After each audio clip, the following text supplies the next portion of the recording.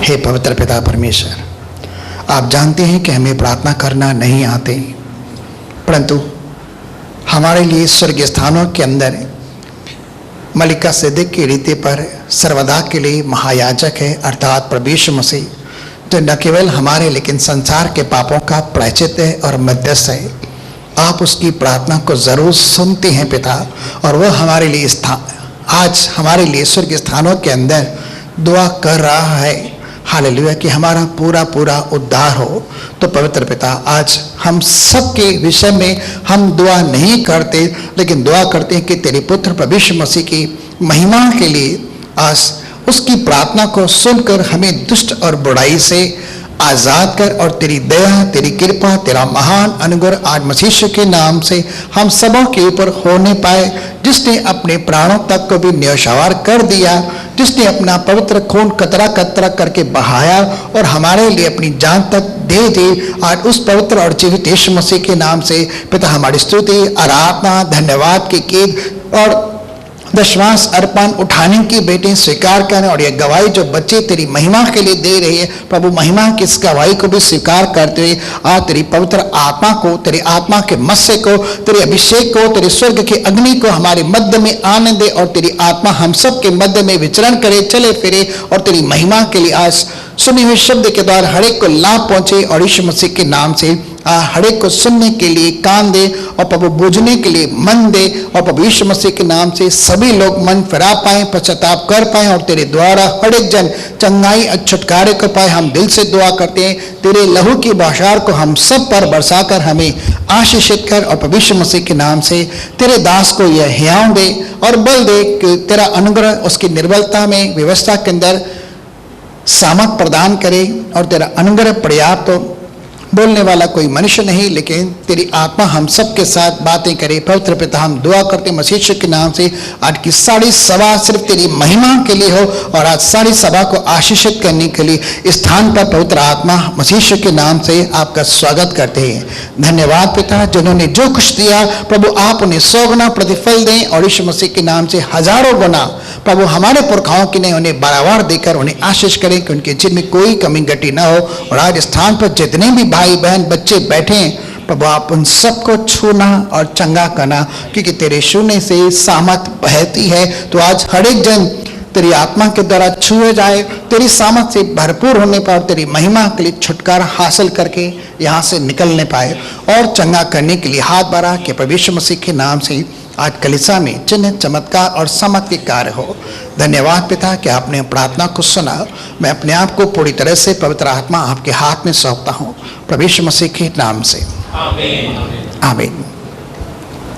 2 ही बातें मैं आपके सामने रखूंगा, ज़्यादा नहीं कहूँगा, सिर्फ 2 ही बातें। सबसे पहले तो हम चलेंगे लूका की पुस्तक 13 अध्याय में।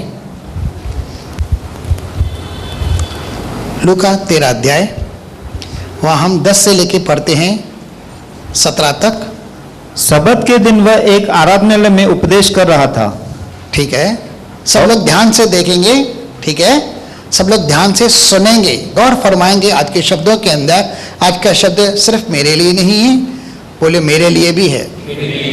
आज का शब्द मेरे लिए है। परमेश्वर अपने शब्द के द्वारा मुझसे बात करा, और स्पेशली मुझसे बात करा, क्योंकि उसकी नजरों में मैं हूं। ठीक है, ओके। सबत के दिन प्रभु यीशु मसीह एक आराधनालय के अंदर आकर क्या करा था? उपदेश कर रहा था। परमेश्वर प्रभु यीशु मसीह के ऊपर पवित्र आत्मा का विशेष अभिषेक था, और वह कहता है कि परमेश्वर ने मुझे पवित्र आत्मा से अभिषेक किया है, उसका सुसमाचार गरीबों को सुनाने के लिए, अंधों को दृष्टिदान देने के लिए, बहरों को सुनने की ताकत देने के लिए, शोषितों और दलितों को आजाद करने के लिए, और बीमारों को चंगा करने के लिए, और परमेश्वर के प्रसन्न रहने के वश का प्रचार करने के लिए उसने मुझे पवित्र आत्मा और सामर्थ्य से अभिषेक किया है। और आज का शब्द आप सुनते हुए आपके लिए पूरा हो रहा है। ठीक है, आज का शब्द आपके सुनते हुए पूरा हो रहा है। लूका की पुस्तक 4 अध्याय के 18, 19, 20, 21 के अंदर अगर हम पढ़ते तो वहां खुद यीशु मसीह इस बात की प्रचार कर रहा है इस बात की, वह घोषणा कर रहा है सबत के दिन ऐसा ही एक दिन था, आराधनालय का दिन, सबत का दिन जो शनिवार के दिन हुआ करता था। और शनिवार का दिन अक्सर इस्राएल के लोगों को मूसा की व्यवस्था के अनुसार विश्राम करने के लिए कहा जाता था। और उन दिनों के अंदर कुछ भी काम नहीं होता था, लेकिन वे सब आराधनालय के अंदर आते थे। अलग अलग जगहों पर, अलग अलग नगरों में, अलग अलग शहरों में, अलग अलग गांव के अंदर हर एक जगह आराधनालय बने हुए थे और सभी लोग आराधनालय के अंदर जाते थे और मूसा की व्यवस्था का वो पाठ पढ़ते थे। और काफी सारे लोग सब कुछ काम धंधा घर परिवार सब कुछ छोड़कर आकर परमेश्वर की उपस्थिति में बैठते थे और आकर परमेश्वर के शब्द को सुनते थे, भविष्यवक्ताओं के लेखों को सुनते थे, भजनों को सुनते थे। और दाऊद के भजनों के अनुसार वे परमेश्वर के नाम की महिमा और तारीफ स्तुति आराधना करते थे, जैसे आप सब करते हैं वैसे ही वो भी थी। और एक दिन अचानक प्रभु यीशु मसीह सबत के दिन आराधनालय के अंदर आ गया। कौन आ रहा है भाई? यीशु मसीह। और क्या कर रहा है? उपदेश दे रहा है। ठीक है, परमेश्वर के उपदेश हमारे सिखाने के लिए, सुधारने के लिए, निखारने के लिए, सिद्ध बनाने के लिए, क्योंकि परमेश्वर का एक एक उपदेश सिद्ध किया हुआ है, ताया हुआ है और हमारे प्राणों को बहाल कर देता है। आमीन। चलिए, सबत के दिन वह आराधनालय में उपदेश कर रहा था और देखो एक स्त्री थी। एक स्त्री थी। सभी लोग बोलेंगे एक स्त्री। भाई क्या यहाँ स्त्री थी खाली? पुरुष भी थे ना, है ना? ठीक है ना? देखो यहाँ एक स्त्री थी, लेकिन उसके ऊपर गौर फरमाने के लिए परमेश्वर यहाँ पर हमें कुछ कह रहा है। वहां एक स्त्री थी जिसे 18 वर्ष से एक दुर्बल करने वाली दुष्ट आत्मा लगी थी। सभी लोग बोलेंगे दुर्बल करने वाली दुष्ट आत्मा। इंग्लिश के अंदर क्या लिखा है? रोकेंगे, क्या लिखा है? Spirit of infirmity. ठीक है, क्या होता है? Spirit of infirmity. और स्पिरिट ऑफ इंफर्मिटी क्या होती है? कमजोरी की आत्मा। ठीक है, अगर कोई इंसान डॉक्टर के पास जाता है, बीमार पड़ता है और कहता है भाई मुझसे, डॉक्टर को कहता है मुझसे ये नहीं होता, वो नहीं होता है, तो डॉक्टर बोलता है कमजोर हैं आप। ठीक है ना? खून की कमी है, शरीर में बल नहीं है, ताकत नहीं है, वो ऐसा ही कह देता है आप कमजोर हैं।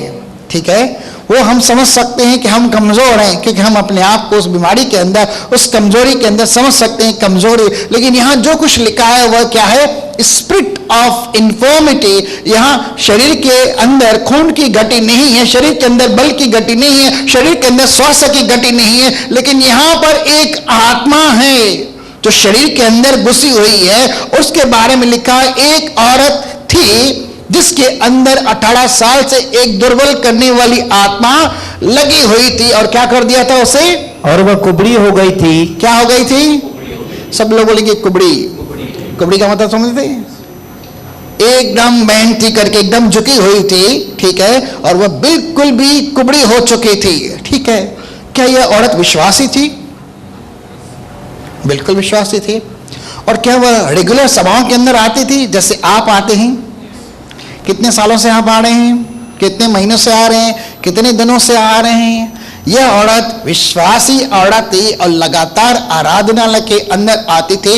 लेकिन आराधनालय के अंदर बहुत सारे लोग हुआ करते थे, कुछ स्तुति करते थे, कुछ गाते थे, कुछ बजाते थे, कुछ प्रचार करते थे, कुछ लोग उपदेश देते थे, कुछ लोग भविष्यवाणी करते थे, न जाने कौन कौन वहां पर लोग थे। लेकिन हर एक जन आता था, जाता था, आता था, जाता था। और यह औरत 18 साल से आ रही है, आ रही है, आ रही है हर एक सबत के अंदर, क्योंकि इसके लिए नियोजित किया गया था कि सबत के दिन तुझे आकर कलीसिया के अंदर, आराधना के अंदर जाना ही है। और 18 साल से आ रही है, लेकिन फिर भी इसके जीवन के अंदर कमजोरी बढ़ती ही जा रही है और धीरे धीरे धीरे इस तरह से बैंड होते होते होते होते होते ऐसे झुक जाती है।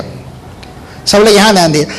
इस तरह से वो खड़ी 18 साल पहले, लेकिन जैसे उसे दुर्बलता की आत्मा लगती है, धीरे धीरे धीरे धीरे धीरे धीरे धीरे धीरे धीरे करके वो बैंड हो जाती है, यानी एकदम कुबड़ी हो जाती है। अचानक उसे दुर्बल करने वाली आत्मा लगी। ठीक है, और 18 सालों के अंदर हर हफ्ते के अंदर मैं समझता हूं 900 बार वह सभा के अंदर आई। ठीक है, 900 बार वह सभा के अंदर आई, लेकिन किसी भी प्रधान का, किसी भी आराधनालय के सरदार का उस औरत के ऊपर कभी ध्यान नहीं गया कि इस औरत के अंदर कुछ तकलीफ है, या क्यों कमजोर पड़ी है, क्यों बीमार पड़ी है, क्यों बैंड हो रही है, क्यों कुबड़ी होते जा रही है। किसी ने उसकी तरफ ध्यान नहीं दिया। हो सकता है आज आपकी तरफ ही किसी ने ध्यान नहीं दिया हो, लेकिन एक का ध्यान है आपके ऊपर। किसका ध्यान है भाई? सब लोग बोले किसका ध्यान है? पास्टर का ध्यान हो न हो कोई टेंशन की बात नहीं है, लेकिन एक आपका ध्यान करता है, आपको संभालता है, उसके नाम को हम जोर से ताली देंगे।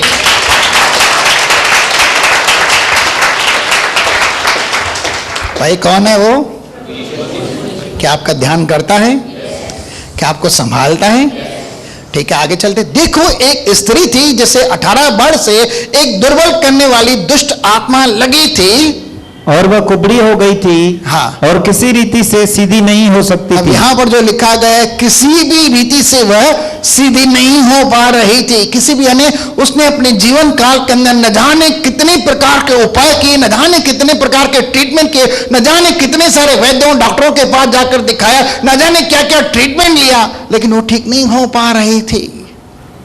मैं समझता हूँ बहुत सारा धन उसने बर्बाद किया होगा, बहुत सारे डॉक्टरों से फिजियोथेरापी भी की होगी, न जाने क्या कुछ किया होगा, जॉगिंग भी की गई, रनिंग भी की गई, न जाने क्या कुछ किया होगा, वजन भी उठाए होंगे, बहुत कुछ किया, लेकिन लिखा है किसी भी रीति से वह सीधी खड़ी नहीं हो रही थी। हो सकता है डॉक्टर ने कहा भाई अपने कंधों को लटका के रख दो, सीधी नहीं हो रही है।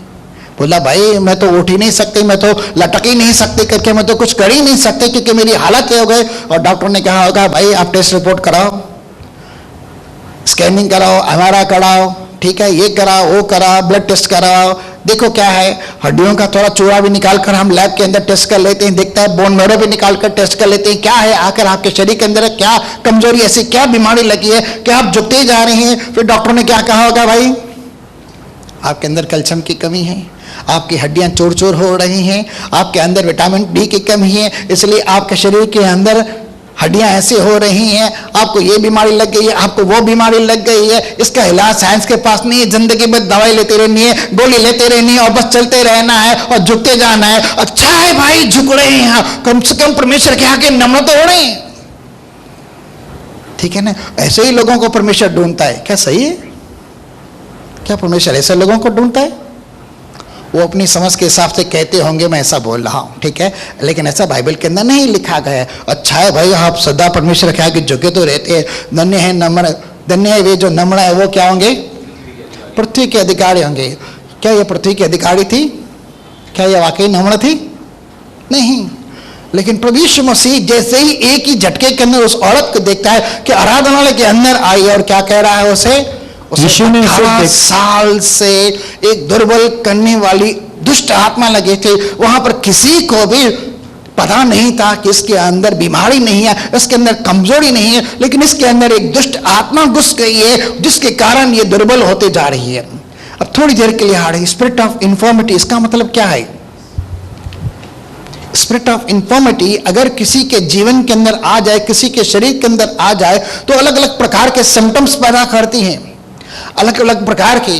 कभी कभार तो ऐसा होता है सर दर्द यहाँ है, कल की तारीख में फिर गले के अंदर आ जाता है, कभी हाथ के अंदर आता है, कभी कंधे पर आ जाता है, कभी पेट में आ जाता है, कभी घुटनों में आ जाता है, कभी पीठ में आ जाता है, लेकिन कहीं ना कहीं दर्द होता है। आज ये गोली ली तो यहाँ का दर्द गया, कल यहाँ का गोली ली तो ये गया, आज ये डॉक्टर को दिखाया तो उसने कहा ये है, उस डॉक्टर को दिखाया तो उसने कहा ये है, बस गोलियां लेते जा रहे हैं, लेकिन गोलियां इन्फॉर्मिटी को दूर नहीं कर पा रही है। थोड़ी देर के लिए छुटकारा मिल रहा है, थोड़ी देर के लिए चंगाई मिल रही है, लेकिन फिर दर्द, फिर बीमारी पैदा हो रही है। हाय अम्मा हाय बाबा चालू हो जाती है। इस औरत ने भी 18 साल से, आप समझ सके मजाक है 18 साल। आज की तारीख में अगर किसी को 18 मिनट के लिए कुछ तकलीफ हो जाता है, सिर्फ 18 मिनट के लिए, तो क्या हालत हो जाती है? उसका भरोसा टूट जाता है, उसका विश्वास गलत हो जाता है और वह कहता है काश मैं मर जाऊं। लेकिन इस औरत की हम हिम्मत देते हैं, 18 साल से इसे दुर्बल करने वाली आत्मा लगी, इसने कभी ऐसा नहीं सोचा, और नहीं इस औरत ने 18 सालों के अंदर एक बार भी आराधनालय को छोड़ा, कलीसिया के अंदर आना छोड़ा। उस जमाने की आराधनालय को ही कलीसिया कहते हैं ऐसे, ठीक है, क्योंकि वहां पर वचन का प्रचार होता है। यह औरत क्या कर रही है? कलीसिया को नहीं छोड़ रही है, परमेश्वर के वचन को नहीं छोड़ रही है, और क्या है लगातार हर सबत के दिन आराधनालय के अंदर आ रही है। क्यों? आज नहीं तो कल परमेश्वर मुझ पर देखेगा, मुझ पर रहम करेगा, मुझ पर तरस खाएगा और मुझे इस बीमारी से मुक्ति देता, मुझे चंगाई देगा। हमारे अब्राहम, इसहाक, याकूब के परमेश्वर ने बहुत सारे आश्चर्य कर्म किए, आज नहीं तो कल मेरे लिए भी आश्चर्य करेंगे। न जाने कब मेरी बारी आ जाए, न जाने कब वो मेरे ऊपर तरस खाए, न जाने कब मेरे ऊपर वो अनुग्रह की और कृपा की दृष्टि करे और मुझे छुटकारा दे। मैं तो इसी विश्वास से कलीसिया के अंदर जा रहे हूं। और यहां पर आज की तारीख में क्या होता है, अगर किसी को कुछ थोड़ा दुख तकलीफ हो जाता है, तो किसी को थोड़ी कमजोरी बीमारी आ जाती है, तो सबसे पहले छुट्टी चर्च की, चर्च नहीं जाएंगे। क्यों भाई, क्यों चर्च नहीं जाएंगे भाई, क्यों कलीसिया नहीं जाएंगे? क्या कलीसिया के अंदर परमेश्वर की आत्मा की उपस्थिति नहीं होती, प्रभु यीशु मसीह की उपस्थिति नहीं होती थी? क्या प्रभु यीशु आराधनालय के अंदर कलीसिया के अंदर चमत्कार नहीं करता? कितनी सारी गवाहियां होती है, मैं यहाँ बैठा था, स्तुति आराधना के दौरान मुझे ऐसा हुआ, प्रार्थना हो रही थी, मुझे ये हो गया। क्या परमेश्वर आश्चर्य कर्म नहीं करता? क्या आपकी बीमारी का इलाज नहीं करेगा? आपके जीवन के अंदर, मैं को कह रहा हूं, आपके जीवन के अंदर अगर कोई दुष्ट आत्मा में है, तो क्या परमेश्वर प्रभु यीशु मसीह छुटकारा नहीं देगा? क्यों भाई, फिर कलीसिया से छुट्टी क्यों हो जाती है? आज मैं कलीसिया नहीं जाऊंगा। क्या आज की तारीख में परमेश्वर आश्चर्य कर्म नहीं करता? कल की तारीख में मैं भजन संहिता में पढ़ा था, केवल तो ही ये एकमात्र है परमेश्वर जो आश्चर्य कर्म करता है। और कहाँ करता है? विश्वासी लोगों के जीवनों के अंदर वह बेहद बड़े बड़े आश्चर्य कर्म करता है। ठीक है ना? बोलो, आज प्रभु यीशु अपनी पवित्र आत्मा के द्वारा मेरे जीवन में भी चमत्कार करना, और इसी विश्वास भरोसे के साथ प्रार्थना सहित मैं आज बैठा हूं। कृपया मुझ पर भी कृपा दृष्टि करें, मेरा छुटकारा करें। मुझे पता नहीं मेरे जीवन में क्या कमजोरी है, क्या बीमारी है, यहाँ तक कि इस अध्याय में जो लिखा है कहीं वो तो नहीं। प्रभु मुझे डाउट है, अगर है तो कृपया बाहर करे। मैं तेरी हुजूरी में हूं, मुझे चंगा करे, प्रभु यीशु मसीह के नाम में आमीन। तो परमेश्वर क्या करेगा भाई? अगर होगा ऐसा तो क्या करेगा? आपका विश्वास किसी मनुष्य के ज्ञान पर नहीं होना है, आपका विश्वास परमेश्वर की सामर्थ पर होना है, प्रभु यीशु मसीह के नाम पर होना है। और आश्चर्य कर्म सिर्फ वही करता है। ठीक है? देखो, एक स्त्री थी जैसे 18 बरस से एक दुर्बल करने वाली दुष्ट आत्मा लगी थी और वो कुबड़ी हो गई थी, किसी रीति से वह सीधी नहीं हो सकती थी। और आगे यीशु ने उसे देखकर बुलाया। यीशु मसीह ने देखा। सब लोग बोलेंगे यीशु मसीह ने देखा। अब किसको देख रहा हो यीशु मसीह? बोलो, मुझे देख रहा है। आपने प्रार्थना की ना भाई, आप कलीसिया के अंदर आए ना, तो किसको देख रहा है परमेश्वर? एक सेकंड के लिए भी आपसे आंख यहां वहां नहीं कर रहा है, झपकता नहीं है आपके ऊपर से आंख, आपके ऊपर उसकी आंख लगी हुई है। आगे यीशु ने उसे देखकर बुलाया और कहा, हे नारी, हे नारी, तू अपनी दुर्बलता से छूट गई। क्या हो गई? तू अपनी दुर्बलता से छूट गई। क्या थी कमजोरी भाई आपको? क्या थी बीमारी? क्या था दर्द? क्या था पीड़ा? क्या थी? आज इस शब्द के द्वारा परमेश्वर प्रभु यीशु मसीह आपसे कह रहा है, आत्मा में रीमा शब्द के तहत आप अपनी समस्या से, अपनी कमजोरी से, अपनी बीमारी से आजाद हो गए। और विश्वास क्या कहता है? विश्वास क्या कहता है? देखी हुई चीज को देखना है या अनदेखी चीज को देखना है और बोलना है? हम विश्वास की आत्मा से चलते हैं और देखी हुई चीज पर नहीं, अनदेखी चीज को सर्वदा देखते हैं, क्योंकि देखी हुई चीज थोड़े समय के लिए है और अनदेखी चीज सर्वदा के लिए है। आमीन। तो इस समय आपके पास क्या है? ईमानदारी से अभी विश्वास को मैं थोड़ा ट्विस्ट करता हूं। आपके पास क्या है? इस शब्द को ध्यान से देखना, सुनना, समझना, पढ़ना, बोलना और फिर अपने जीवन में बोलना कि आपके पास क्या है। क्या आपके पास कमजोरी है या छुटकारा है? क्या आपके पास कमजोरी है या छुटकारा है? अब यीशु मसीह ने आपको कह दिया, मैं नहीं, मेरे ऊपर ध्यान नहीं देना करके, मैं तो सिर्फ उसका, वो जैसे है ना ये स्पीकर, यहां से आवाज देता है, वहां से बोलता है, मैं भी बस वैसा ही हूं, मैं नहीं बोल रहा हूं करके। बोलने वाला पवित्र आत्मा है। यीशु ने उसे देखकर बुलाया और कहा, हे नारी। ठीक है भाई, मैं आपके लिए भी बोलता हूं, हे पुरुष, हे मनुष्य के पुत्र, तो अपनी दुर्बलता से आजाद हुआ। ठीक है? अब क्या हो गया फिर? यीशु मसीह ने मुंह से कहा और क्या हो जाता है? क्या दुनिया की कोई ऐसी शक्ति है, दुनिया के अंदर ऐसा कोई सामर्थ्य नाम है, दुनिया के अंदर ऐसा कोई वर्ड है जो उसके शब्द का खंडन कर सके? यीशु मसीह ने लाजर को कहा, हे लाजर बाहर आ। क्या मौत उसे रोक सकी? परमेश्वर ने कहा उजाला हो, तो क्या अंधकार ने उजाले को रोक सका? उजाला प्रकट ना हो, उसने कहा और वास्तव में वह सब कुछ हो गया। और आज क्या हो रहा है?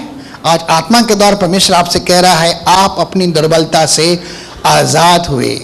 आगे आप छूट गए। क्यों? क्योंकि उसे पता है मैंने क्या किया है। क्या आपके लिए, मेरे लिए प्रभु यीशु मसीह ने हम सब के पाप गुनाहों के लिए, श्रापों से छुटकारा देने के लिए खून नहीं बहाया, प्रायश्चित नहीं किया, अपने प्राण नहीं त्यागे? क्या हम उसके लहू के द्वारा धर्मी पवित्र नहीं बनते? क्या उसके द्वारा हम अब्राहम के वंश नहीं बनते? क्या उसकी प्रतिज्ञा हमारे लिए हाँ और आमीन नहीं होती? तो ये आमीन क्यों नहीं हो रहा? क्यों डर लग रहा? नहीं पास्टर जी, आज भी मेरे को दर्द है, आज भी मेरे को चक्कर आ रहे हैं, आज भी मेरे पेट के अंदर गड़बड़ी हो रही है। स्पिरिट ऑफ इन्फॉर्मिटी का मतलब है कहीं न कहीं किसी न किसी प्रकार की शरीर के अंदर दुर्बलता पैदा करना, कमजोरी पैदा करना, दर्द पैदा करना। हमेशा वो चीज बनी रहती है क्योंकि वह छूटती नहीं। कितनी भी दवाई ले लो, कितनी भी गोली ले लो, कितना भी स्कैन कराओ, कितना भी एमआरआई कराओ, कितना भी टेस्ट रिपोर्ट करा लो, कितने भी दवाई गोली बदल दो, कितना भी डॉक्टर बदल दो, तो नहीं जाएगी क्योंकि वह दुष्ट आत्मा है। दुष्ट आत्मा सिर्फ प्रभु यीशु मसीह निकालता है, और जब तक वह दुष्ट आत्मा नहीं निकलती, वह दुर्बल करने वाली आत्मा निकलती नहीं है, तब तक इंसान दर्द पीड़ाओं के अंदर बना रहता है। लेकिन यीशु मसीह आज कह रहा है, हे नारी तो अपनी दुर्बलता से छूट गई। छूट गई तो छूट गई। जैसे ट्रेन छूट जाती है वैसे आपकी छूट गई क्या? दुर्बलता। ठीक है, आगे हम चल रहे, बाद में हम प्रार्थना भी करेंगे। आगे तब उसने उस पर हाथ रखे। क्या रखे? अपने सर पे हाथ रखिए, राइट हैंड अपने सर पे रखे।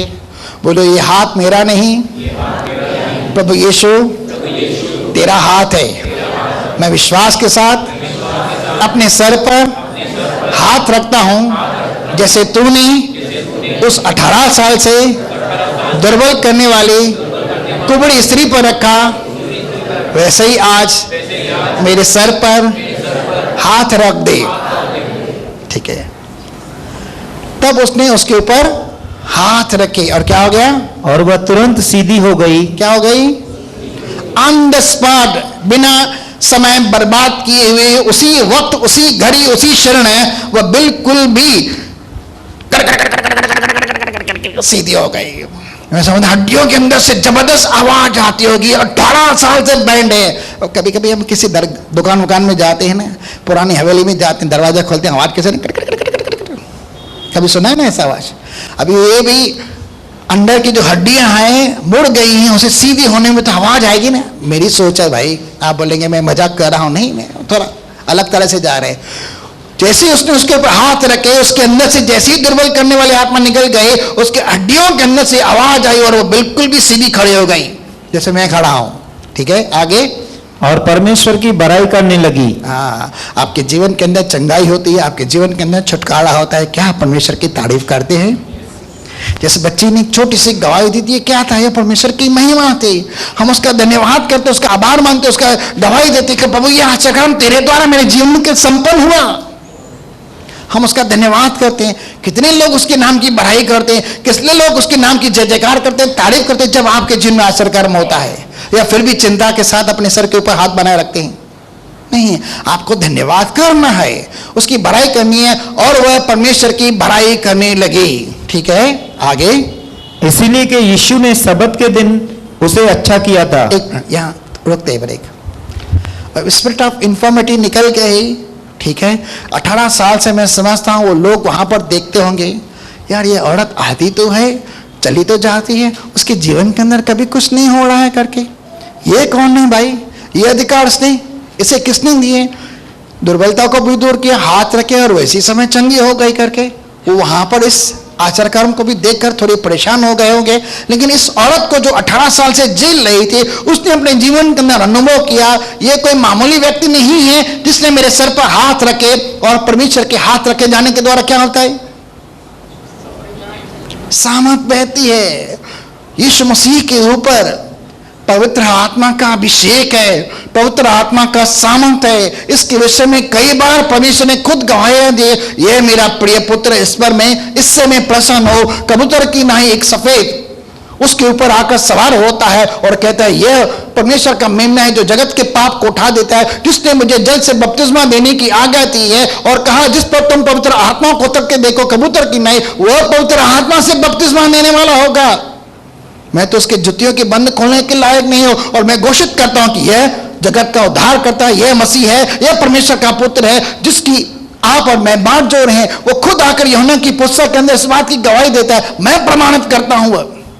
यूहन्ना पहले अध्याय के अंदर जाएंगे, दूसरे अध्याय के अंदर जाएंगे तो उसके विषय में मैंने लिखा है कि यूहन्ना बपतिस्मा आता था, उसके विषय में क्या कर रहा है। परमेश्वर ने खुद कई बार इसके विषय में गवाहियां दी कि यह मेरा प्रिय पुत्र है। जब पतरस, याकूब और यूहन्ना रूपांतर पहाड़ पर थे तब भी उसने कहा यह मेरा प्रिय पुत्र है, इसकी तुम सुनो। वहां पर लोग अचंभित हो गए थे, गिर गए थे। जब वो होश के अंदर आए तब उन्होंने क्या देखा? कुछ भी नहीं। थोड़ी देर पहले उन्हें एलिया को दिखाई दिया था, थोड़ी देर पहले उन्होंने मूसा को देखा था। वो उसे होने वाली चर्चा के विषय में, होने वाली चर्चा यानी घटना के विषय में बात करते जो यीशु मसीह के लिए होने वाली थी कि तू किस तरह से यरूशलेम जाएगा, किस तरह से लोग तुझे पकड़ेंगे और किस तरह से मारेंगे और किस तरह से तुझे परमेश्वर की आज्ञा के अनुसार, उसकी इच्छा के अनुसार अपने प्राण देने हैं। और जो घटना होने वाली थी उसे बता दिया गया। लेकिन ये क्या हो जाती है? यीशु मसीह कहता है जब तक मैं मृतकों में से जी न उठूं ये बात किसी से नहीं कहना। वहां पर खुद परमेश्वर ने आकर गवाही दी। न जाने इस तरह से कितनी सारी भविष्यवाणियां खुद परमेश्वर ने की, भविष्यवक्ताओं ने की, खुद यीशु मसीह ने भी की। इसलिए कि यीशु मसीह ने सबत के दिन उसे अच्छा किया था। हाँ, आराधनालय का सरदार रिसाकर लोगों से कहने लगा 6 दिन है हाँ, जिनमें काम करना चाहिए, हाँ, सो उन्हीं दिनों में आकर चंगे हो, हाँ, परंतु सबत के दिन में नहीं। हाँ। क्या उस जमाने के लोग उसे पसंद करते थे? प्रभु यीशु मसीह को कोई पसंद नहीं करता था उन दिनों के अंदर। सब लोग उससे नफरत करते थे, ठीक है, और कोई नहीं उसकी तारीफ करता था, ठीक है। लेकिन वहां पर भी ऐसा ही था, आराधनालय के अंदर ऐसा रहा। और वो लोगों को बोला, अब यीशु मसीह से बात नहीं कर रहे, इसलिए वो लोगों से बात कर रहा है। भाई 6 दिन है काम करने के लिए, उन्हीं दिनों के अंदर आया करो, उन्हीं दिनों के अंदर चंगा हुआ करो, लेकिन सबत के दिन नहीं। सबत के दिन चंगा करने का काम अलाउ नहीं है। सबत के दिन छुटकारा करने का काम अलाउ नहीं है। सबत के अंदर दुष्ट आत्मा निकालना सही नहीं है, ये गलत है, ये मूसा की व्यवस्था का विरोध है, ठीक है। अब लोगों से कह रहे, अरे भाई यीशु मसीह से बात करो ना। आगे चलते हैं। यह सुनकर प्रभु ने उत्तर देकर कहा, हाँ, हे कपटियों, हाँ। क्या सबत के दिन तुम में से हर एक अपने बैल या गधे को थान में खोलकर पानी पिलाने नहीं ले जाता? हाँ, तो इसका मतलब क्या? बैल खोलकर वो पानी पिलाने का काम करते थे, ठीक है। थान से, अपने थान से बैल को खोलते थे पानी। क्या ये काम नहीं था? काम नहीं था? तो मूसा की व्यवस्था को सिर्फ ट्विस्ट करने के लिए, ये वो करने के लिए न जाने क्या क्या कर उन्होंने अपने धर्मोपदेश बनाकर रखे हुए थे, अपनी रीति रिवाज बनाकर रखे थे। लेकिन वो यीशु मसीह का खुल्लम खुल्ला विरोध कर रहे थे। आगे, और क्या उचित न था? क्या यह जरूरी नहीं? यीशु मसीह कह रहा है क्या यह जरूरी नहीं, क्या यह सही नहीं कि यह स्त्री जो अब्राहम की बेटी है, यह स्त्री जो अब्राहम की बेटी है। सबसे पहले आप किसके बच्चे हैं? आप किसकी संतान है? आप किसके बेटे बेटियां हैं? विश्वास के द्वारा अब्राहम हम सबका कुल पिता है, ठीक है।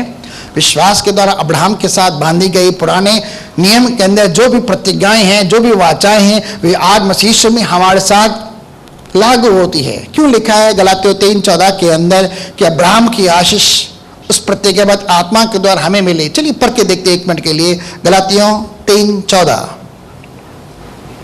परमेश्वर ने अब्राहम को क्या कुछ कहा था? तेरे वंश में क्या पैदा होंगे?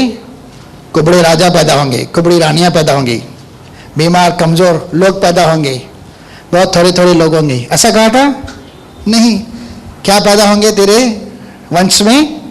तेरा वंश आकाश के तारागण के समान होगा, समंदर के भालू की किनकों के बराबर होगा। और क्या होगा? तेरे वंश में राजा उत्पन्न होंगे और अपने दुश्मनों के राज्य के अधिकारी बनेंगे। आगे, यह इसी, हाँ पढ़िए 3:14। यह इसलिए हुआ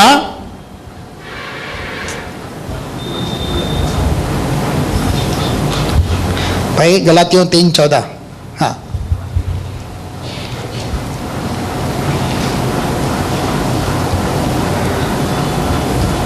यह इसीलिए हुआ कि इब्राहिम की आशीष, अब परमेश्वर ने अब्राहम को क्या आशीष दी थी भाई? सब कुछ दिया था भाई, दिया था ना, सब कुछ आशीष दी ही थी। और वह विश्वास का पिता है, हम सबके लिए एक आदर्श है। और जो उसके लीक के ऊपर चलती है वे अब्राहम की ही आशीषों को प्राप्त करते हैं। आगे इसलिए हो कि अब्राहम की आशीष मसीह यीशु में विश्वास करने के द्वारा, मसीह यीशु में नया जन्म पाने के द्वारा अन्य जातियों तक पहुंचे। अन्य जाति जो हम थे, लेकिन अब उसकी पर्सनल प्रजा हैं, पवित्र प्रजा हैं। पर्सनल नहीं कहूंगा, पवित्र प्रजा हैं, ठीक है। हम ही उसका विशेष धन है। और हम विश्वास के द्वारा उस आत्मा को प्राप्त करें जिसकी प्रतिज्ञा हुई है। अब्राहम की आशीष मसीह में विश्वास करने के द्वारा हम जैसे जातियों तक पहुंचे। और अब्राहम को जो भी परमेश्वर ने आशीषें दी वे हमें पहुंचाने के लिए यीशु लकड़ी पर लटक कर पाप बना, शापित बना और हमें मोड़ लेकर उस पाप और श्राप की व्यवस्था से, मृत्यु की व्यवस्था से आजाद किया और हमें उस पवित्र आत्मा के द्वारा वो सारी आशीषें देना चाहता है और दे दी हैं। न केवल अब्राहम की आशीष है, लेकिन इफिसियों 1:3 के अंदर देखा है कि उसने हमें स्वर्ग के स्थानों की भी हर एक आत्मिक आशीष भी दे दी है। दे दी है कि देने वाला है? आपका नाम स्वर्ग में लिखने वाला है कि लिखा हुआ है? आपको पवित्र आत्मा देने वाला है कि दे दी है? किस बात के ऊपर विश्वास करें? ठीक है। अब क्या हो गया? परमेश्वर ने अब्राहम से वाचा बांधी कि मैं तुझे आशीष करूंगा। और यहां पर क्या कह रहा है? वापस आते हैं लूका 13 अध्याय के अंदर। और क्या उचित न था, क्या यह जरूरी नहीं था, क्या यह सही नहीं था कि यह स्त्री जो इब्राहिम की बेटी है, अब्राहम की बेटी है, जिसे शैतान ने 18 वर्ष से बांध रखा था। क्लियर कट यहां पर एक नाम ले रहा है, जिसे 18 साल से किसने बांध रखा था? शैतान ने इसे बांध कर रखा था। तो क्या था? दुर्बल करने वाली आत्मा क्या है?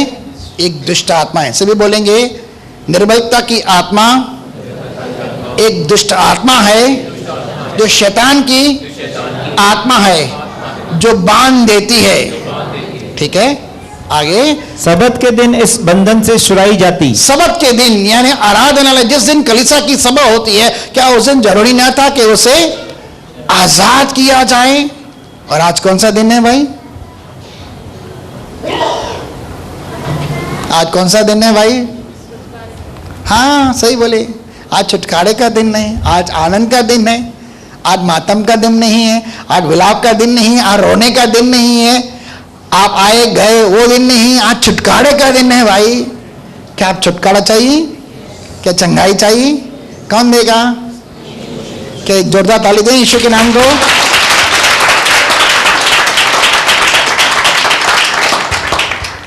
इसका मतलब है आपको चंगाई, छुटकारा चाहिए, तभी आप इतने एक्साइटेड हैं। ठीक है, क्या जरूरी न था कि आज के दिन, इस सबत के दिन, यह औरत जो 18 साल से बंधी हुई थी, जो अब्राहम की बेटी है, उसे इस दुर्बल करने वाले दुष्ट आत्मा से शैतान ने जिसे बांध कर रखा है, आजाद की जाए? इसका मतलब है हर एक सभा के अंदर ऐसा होना चाहिए, क्योंकि जहां परमेश्वर की आत्मा होती है वहां आजादी होती है। जहां परमेश्वर की आत्मा होती है वहां रोना, विलाप, शोक नहीं होता, वहां आनंद की भरपूरी होती है, छुटकारे होते हैं, चंगाइयां होती हैं। और लोग क्या करते हैं? बीमार होते हैं तो घर के अंदर बैठ जाते हैं। उस दिन स्पेशली छुट्टी हो जाती है करके कलीसिया से छुट्टी। भाई मैं ओपनली चैलेंज करता हूं, जिस दिन आप बीमार है ना, कलीसिया के अंदर आ जाओ और विश्वास के साथ बैठो, प्रभु आज मैं तेरी उपस्थिति के अंदर आया हूं और मुझे छू कर चंगा कर। प्रार्थना सहित आइए, विश्वास के साथ आइए, परमेश्वर के वचन को कोट करके आइए, परमेश्वर की प्रतिज्ञा को लेकर आ जाइए। देखो परमेश्वर काम करता है कि नहीं करता है। आना है फॉर्मेलिटी के तो पास्टर को शक्ल देना है, प्रेज लॉर्ड, स्माइल करना है, चले जाना नहीं भाई, वो फॉर्मेलिटी नहीं। मैं भी यहाँ एक स्टैचू की तरह खड़ा रहता हूँ, यहाँ भी मैं एक मूर्त के समान खड़ा रहता हूँ, नहीं भाई। इस मूर्ति को कई बार इस दिलीप भाई ने कहा इसे तोड़ दो, तोड़ दो, तोड़ दो। आपकी प्रार्थना खुद कारगर है भाई, आपकी प्रार्थना खुद कारगर है, आपकी प्रार्थना के द्वारा खुद परमेश्वर आश्चर्य कर्म करता है। ठीक है, क्या उचित न था यह स्त्री जो अब्राहम की बेटी है, जिसे शैतान ने 18 साल से बांध रखा था, सबत के दिन इस बंधन से छुड़ाई जाए? आगे, जब उसने ये बातें कही तो उसके सब विरोधी लज्जित हो गए। हाँ, और सारी भीड़ उन महिमा के कामों से जो वह करता था आनंदित हुई। क्या करें? सारी भीड़, वहां पर जितने सारे सभा के अंदर लोग थे, वो क्या कर रहे हैं? उसके अद्भुत कामों को देखकर उन चंगाइयों को, छुटकारों को देकर, आश्चर्य कर्मों को करके क्या कर रही है? परमेश्वर की महिमा। आप और मैं किसके लिए सृजे गए, किसके लिए बुलाए गए, किस लिए चुने गए, किस लिए आ रहे हैं? परमेश्वर की तारीफ करने के लिए आ रहे हैं, परमेश्वर की महिमा करने के लिए आ रहे हैं। और परमेश्वर को महिमा देना ही हमारा सबसे प्रथम कार्य है, ठीक है? और अगर हम वो भी न दें तो, परमेश्वर को जो योग्य बलिदान देने वो भी न दे तो क्या होगा? हम सबको परमेश्वर को ऐसे योग्य बलिदान देने हैं, क्योंकि हम उसके नाम का अंगीकार करते हैं। हमें होठों का फल देना है, धन्यवाद के तौर, जय जयकार के तौर, उसकी स्तुति के तौर, उसकी आराधना के तौर, उसकी प्रशंसा के तौर, उसकी कीर्ति, उसके यश, उसके आचरण कर्मों के तौर उसे धन्यवाद देना ही है। और वो योग्य है, सिर्फ वही योग्य, और कोई भी नहीं है। हम तो मट्टी ठीकरा है, आज हैं कल नहीं रहेंगे, लेकिन वो युगान युग रहता है, ठीक है? आगे चलते हैं। अब थोड़ी देर के अंदर हम चलते हैं मत्ती की पुस्तक 12 अध्याय के अंदर। वहां पर भी एक ऐसा ही कार्य हो रहा है। मत्ती की पुस्तक 12 अध्याय के अंदर अगर हम 22 से पढ़ते हैं, थोड़ा टफ है। तब लोग एक अंधे गूंगे को, जिसमें दुष्टात्मा थी, क्या था?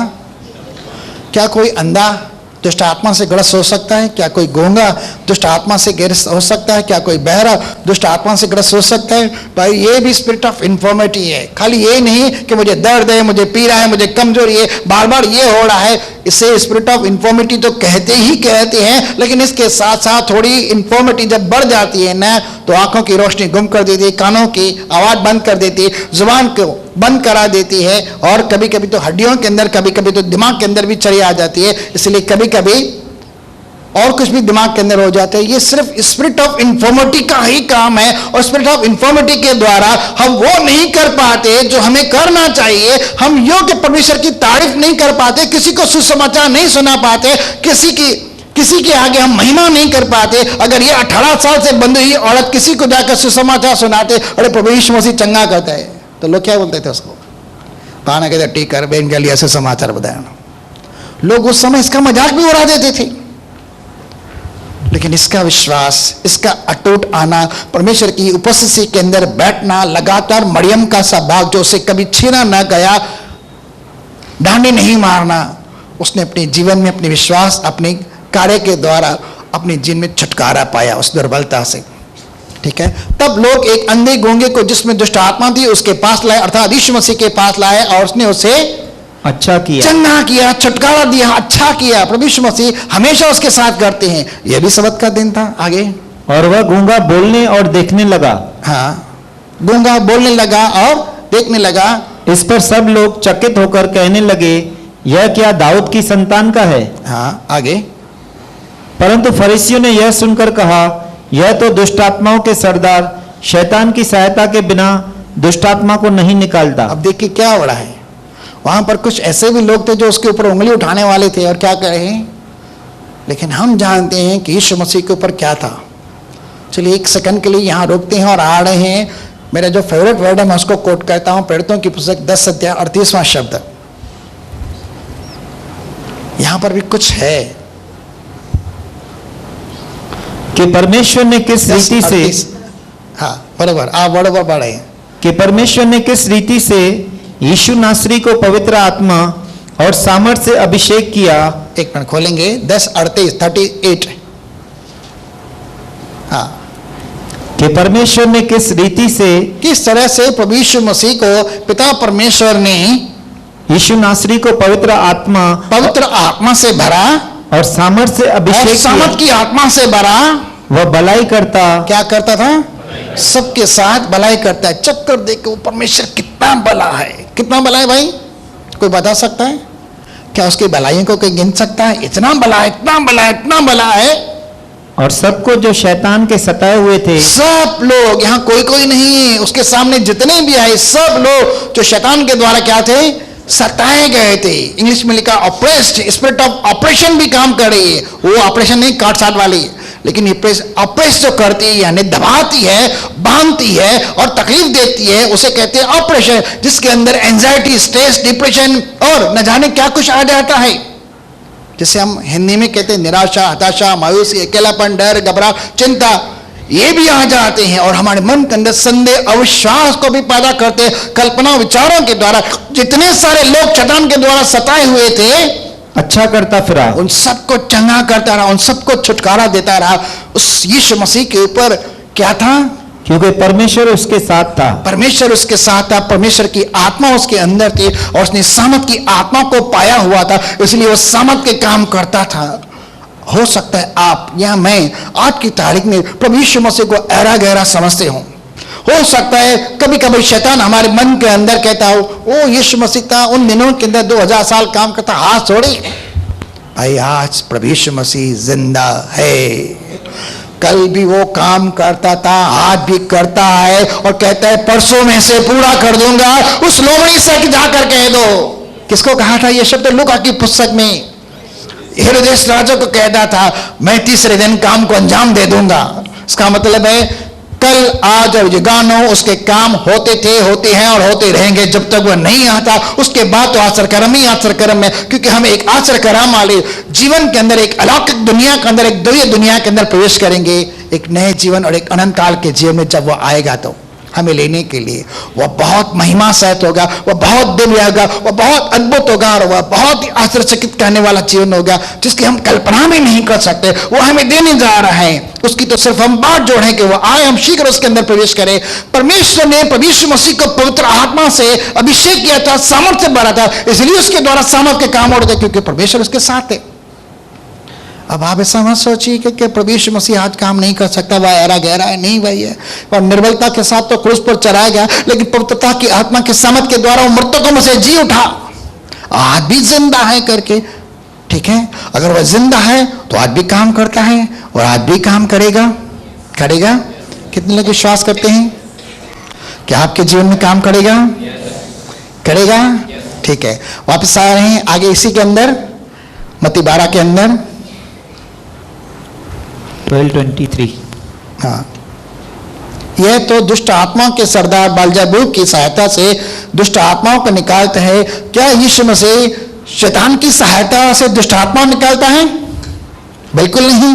आगे, अगर शैतान ही शैतान का विरोध करे तो उसके राज्य में ही फूट पड़ जाएगी, तो उसका राज्य कहां बना रहेगा? बिल्कुल भी नहीं। आगे, उसने उनके मन की बात जानकर उनसे कहा, जिस किसी राज्य में फूट होती है वह उजड़ जाता है, और कोई नगर या घराना जिसमें फूट होती है बना न रहेगा। और यदि शैतान ही शैतान को निकाले तो वह अपना ही विरोधी हो गया है। वो कभी ऐसा नहीं करेगा, अपना राज्य कभी नहीं बिगाड़ेगा। परमेश्वर का राज्य बिगाड़ने की कोशिश करेगा लेकिन अपना राज्य कभी नहीं बिगाड़ेगा करके। आगे, फिर उसका राज्य क्यों कर बना रहेगा? भला यदि मैं शैतान की सहायता से, अब सुनना करके, भला यदि मैं शैतान की सहायता से दुष्टात्मा निकालता हूं तो तुम्हारे वंश किसकी सहायता से निकालते हैं? ये उनके ऊपर एक शब्द आ गया था। वहां पर भी झाड़ा फूकी हुआ करती थी भाई, ठीक है, वहां पर भी न जाने क्या कुछ हुआ था। तो वो पता है वो किस नाम से कर रहे हैं, उनके पास कौन सी ताकत है? उन दिनों में ऐसा होता था करके वहां पर भी। आगे, इसीलिए वे ही तुम्हारा न्याय चुकाएंगे। वो तुम्हारा न्याय चुकाएंगे। अगर मैं दुष्टात्मा के सरदार की सहायता से दुष्टात्मा निकलना हो तो वो किसके नाम से कह रहे हैं? हम दोनों में डिफरेंस क्यों भाई? अब डिफरेंस इसलिए है क्योंकि यहां कुछ और है और यीशु मसीह यहां पर उस बात का प्रकटीकरण कर रहा है। आगे 28वां, पर यदि मैं परमेश्वर के ध्यान से सुनना, पर यदि मैं परमेश्वर के आत्मा की सहायता से, परमेश्वर की आत्मा की मदद से, उसकी सहायता से दुष्ट आत्मा को निकालता हूं, दुष्ट आत्माओं को निकालता हूं, तो परमेश्वर का राज्य तुम्हारे पास आ पहुंचा है। परमेश्वर का राज्य कहां आ रहा है? कहां आ रहा है? बोलो मेरे निकट। आप परमेश्वर के राज्य से कितनी दूर हैं?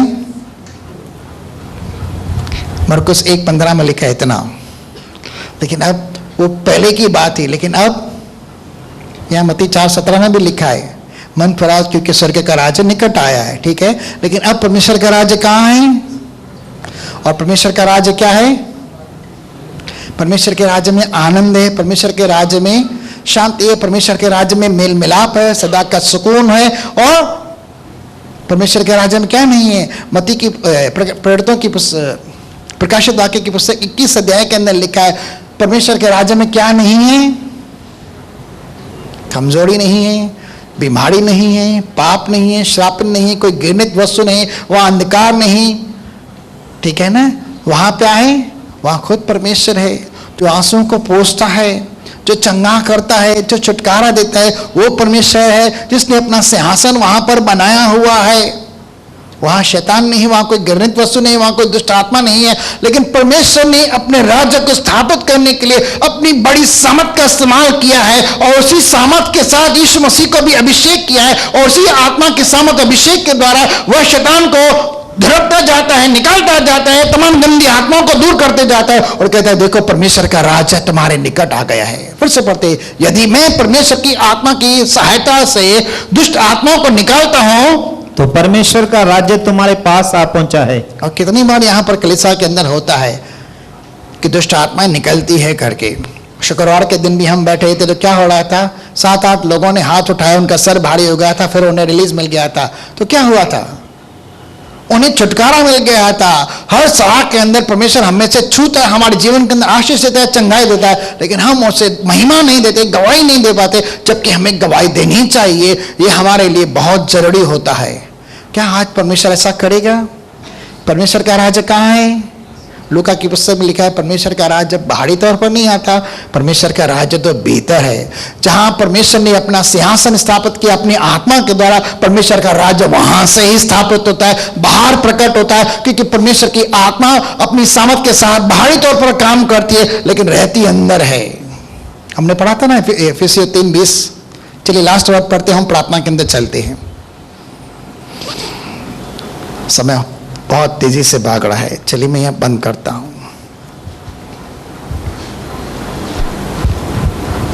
जो उसने मसीह के विषय में किया, इफिसियों 3:20। अब जो ऐसा सामर्थ्य है कि हमारी विनती और समझ से कहीं अधिक काम कर सकता करते हैं, प्रभु मुझे चंगाई दे, प्रभु मुझे छुटकारा दे। पता नहीं है, कभी कभी कुछ बातें हमारी समझ से परे होती है, और परमेश्वर के लोगों को परमेश्वर के वचन का ज्ञान ना होने के कारण वो तकलीफ में रहते हैं। बाइबल में लिखा है वो नाश होते हैं। होशे की पुस्तक 4:6 के अंदर लिखा है। पता है, आप प्रार्थना करते हैं अपने जीवन में चंगाई के लिए, छुटकारे के लिए, लेकिन कभी कभी नहीं हो पाता क्योंकि हम विश्वास नहीं कर पाते। कभी कभी परमेश्वर हमें कुछ छोड़ने के लिए कहता, हम नहीं कहते। कभी कहता भाई इसको क्षमा कर दो, नहीं करते। कभी कहता भाई अपने घर से कोई घृणित वस्तु निकाल दो, नहीं करते। तो क्या होगा? आपके जीवन में आशीष आएगी, लेकिन कुछ कुछ आशीषें कंडीशनल होती है, लेकिन कुछ कुछ आशीषें अनकंडीशनल होती है। परमेश्वर का प्यार अनकंडीशनल है। अब जो ऐसा ताकतवर है, इतना ताकतवर है, इतना शक्तिशाली है, इतना सामर्थ्य है, जिसके बारे में हम सोच नहीं सकते उसकी ताकत कितनी है। आगे कि हमारी विनती और समझ से कहीं अधिक काम कर सकता है। आप कितना मांग सकते हैं परमेश्वर से? उससे भी कहीं ज्यादा आपको देने के लिए तैयार है। आप कितना सोच सकते हैं मैं मांगूंगा मुझे ये देगा? आपकी सोच लिमिट हो सकती है, लेकिन परमेश्वर अपनी असीमित सीमा से, असीमित उदारता की सीमा के द्वारा हमें देता है। हमारी मांगने से कहीं ज्यादा, हमारी समझ से कहीं ज्यादा हमें देता है। ठीक है, और दिया भी है। बोलो दिया है। आगे देखते हैं क्या दिया है। उस सामर्थ के अनुसार, उस सामर्थ के अनुसार जो हम में कार्य करता है, हमारे अंदर कार्य कर रहा है। आपके अंदर क्या कार्य कर रहा है वो देखिए। कौन है भाई? मैंने तो इनडायरेक्ट में 2 बार बता दिया। आपके अंदर कौन कार्य कर रहा है? पवित्र आत्मा आपके अंदर है, और पवित्र आत्मा जो आपके अंदर है वो खुद परमेश्वर है। जिस आत्मा से पवित्र मसीह को अभिषेक किया गया वही पवित्र आत्मा आपके अंदर है। आपके अंदर ऐरी गोरी आत्मा नहीं है। परमेश्वर हमें डर की भी आत्मा नहीं देता, हमें सामर्थ की आत्मा देता है। 2 तीमुथियुस 1:7 के अंदर लिखा है वही आत्मा आपके अंदर है, लेकिन हम उसका इस्तेमाल नहीं करते। अगर इस्तेमाल नहीं करेंगे तो क्या होंगे? दूसरों पर डिपेंड बनेंगे। हमें क्या दूसरों पर डिपेंड रहना है? हमें सिर्फ पवित्र मसीह के ऊपर डिपेंड रहना है। और क्या करना है? कई बार मेरे जीवन में कभी मन में ख्याल आ जाता है, मेरे अंदर है, हाथ रखता हूं चल निकल बाहर, हाथ रखता हूं चल निकल बाहर। प्रैक्टिकली पागलपन के जैसा मैं कभी कभी करता हूं ऐसा। अगर कहीं पर डाउट आ जाता है, निकल बाहर यीशु मसीह के नाम से। आप बोलेंगे ऐसा? यीशु मसीह को भी लोग पागल करते थे, इसके अच्छे ठिकाने पर नहीं। उसके भाई भी बोलते थे भाई कोई बड़ी बात नहीं है, दुनिया आपको कुछ भी कहे, आप दुनिया के लेके कुछ भी हो, परमेश्वर हम जैसे मूर्खों को तो चुनता है उसके ज्ञान प्रकट करने के लिए, उसके सामर्थ के काम प्रकट करने के लिए, और आप चुने हुए हैं ऐसे कामों को अंजाम देने के लिए। तो क्या करेंगे अभी? किसके अंदर क्या निर्बलता है, किसके अंदर क्या दुर्बलता है, किसके अंदर क्या बीमारी है, किसके अंदर क्या कमी घटी है? कहीं कहीं सूजन है, कहीं कहीं पीड़ा है, कहीं कर हड्डियां हैं, कहीं आंखें हैं, कहीं दांत है, कहीं क्या है, क्या तकलीफ है? आप हाथ रखेंगे और कहेंगे प्रभु यीशु आज 1 2 3 कर दे। और आज मैं तेरे उस शब्द को ले रहा हूं कि आज मैं अपनी इस दुर्बलता से आजाद हूं। ठीक है, क्योंकि आपने कहा है मैं तेरे सत्य वचन को स्वीकार करता हूं विश्वास के साथ। आमीन। और क्या हो जाएगा? क्या हो जाएगा? चले चले प्रार्थना में बढ़े। चलिए पढ़ते हैं हम। परमेश्वर का पुत्र इस संसार में इसलिए नहीं आया कि उसकी सेवा टहल की जाए, लेकिन वह आया सेवा करने के लिए। परमेश्वर का पुत्र संसार में इसलिए प्रकट हुआ कि वह शैतान के कामों को नष्ट करे। और इसीलिए पिता परमेश्वर ने प्रभु यीशु मसीह को पवित्र आत्मा सामर्थ्य अभिषेक किया। और वही पवित्र आत्मा मसीह यीशु के नाम से हम सबके मध्य में है, हम सबके बीच में है।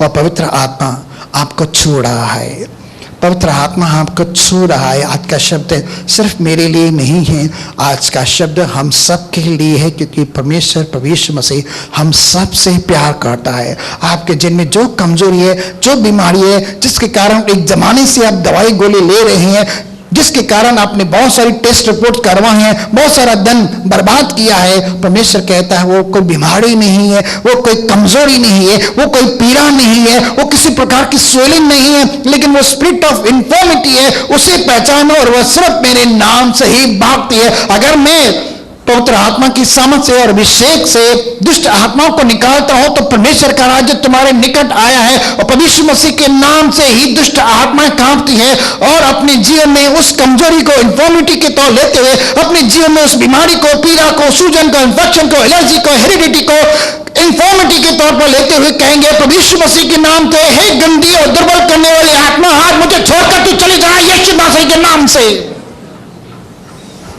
बोलेंगे उस चीज का नाम लीजिए, सिंपल बोलिए, अपने सर पर हाथ रखिए, बोलिए जिसके जीवन के अंदर है। दायां हाथ, बायां हाथ नहीं भाई, लेफ्ट हैंड में, राइट हैंड रखिए।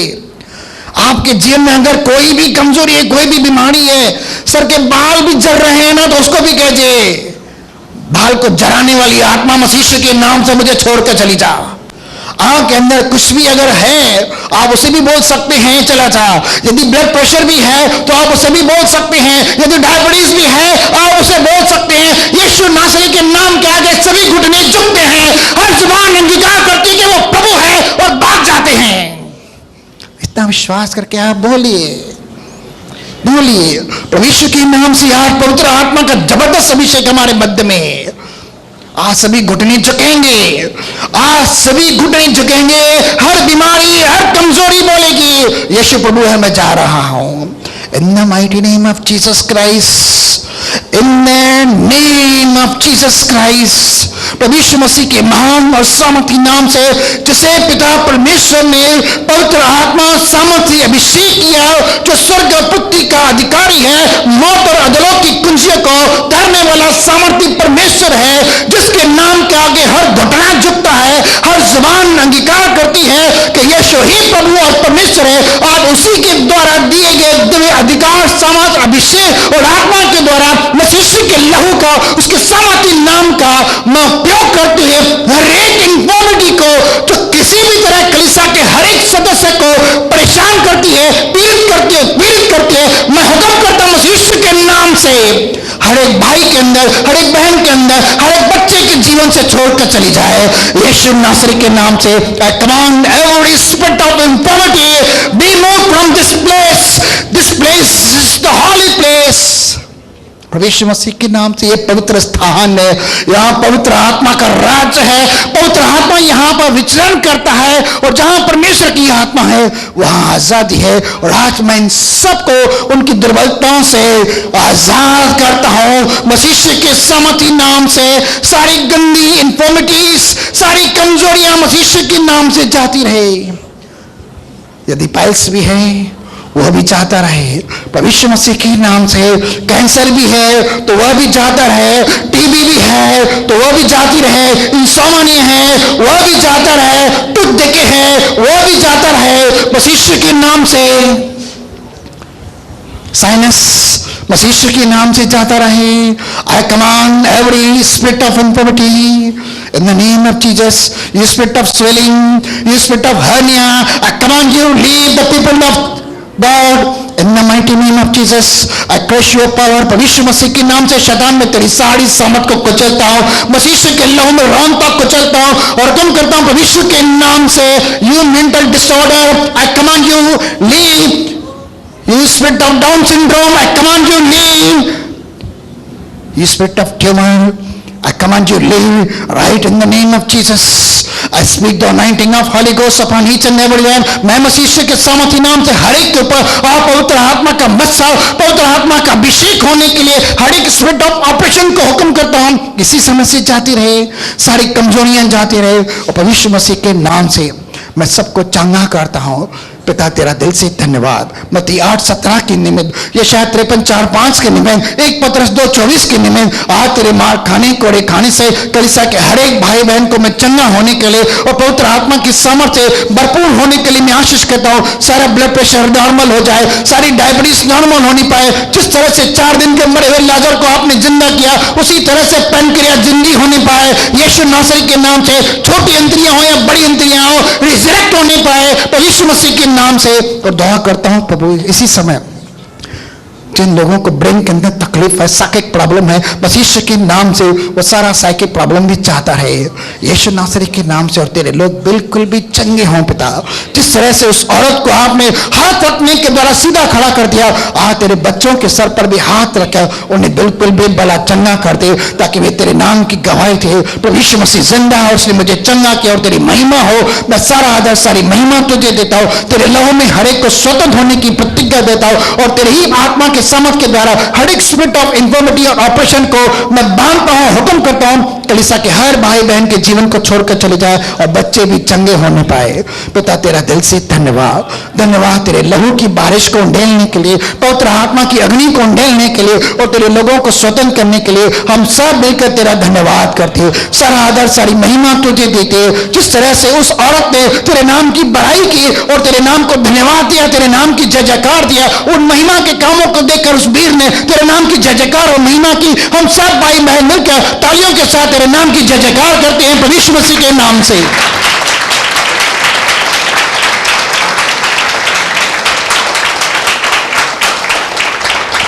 क्या मैं 4 मिनट का समय आपसे ले सकता हूं? मेरा समय समाप्त हुआ है। सब लोग खड़े हो जाएंगे। सिर्फ 4